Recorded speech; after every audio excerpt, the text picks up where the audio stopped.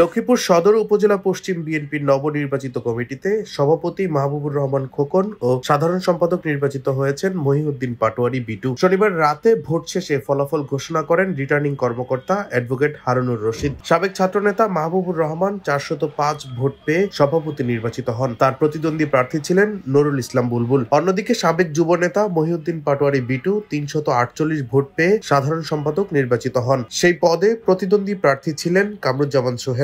সাংগঠনিক সম্পাদক নির্বাচিত হয়েছেন সাইদুর রহমান চৌধুরী ভুট্টো ও জাকির হোসেন ভূঁইয়া। কাউন্সিলের ৯ ইউনিয়নের ৬৬৯ জন ভোটার ভোট প্রদান করেন। ভোটের পূর্বে সদর উপজেলা পশ্চিম বিএনপির দ্বিতীয় সম্মেলন অনুষ্ঠিত হয়। সম্মেলনে আব্দুল করিম ভূঁইয়া মিজানের সভাপতিত্বে প্রধান অতিথি ছিলেন বিএনপির চট্টগ্রাম বিভাগের সাংগঠনিক সম্পাদক মাহবুবুর রহমান শামীম। অনুষ্ঠান উদ্বোধন করেন বিএনপির যুগ্ম মহাসচিব শহীদ উদ্দিন চৌধুরী অ্যানি। স্বাগত বক্তব্য রাখেন বিএনপির চেয়ারপারসনের উপদেষ্টা আবুল খায়ের ভূঁইয়া। বিশেষ অতিথি ছিলেন কেন্দ্রীয় সহ সাংগঠনিক সম্পাদক হারুনুর রশিদ হারুন, জেলা বিএনপির সদস্য সচিব শাহাবুদ্দিন সাবু, জেলা বিএনপির যুগ্ম আহ্বায়ক হাসিবুর রহমান হাসিব। কৃতজ্ঞতার কোনো শেষ নাই।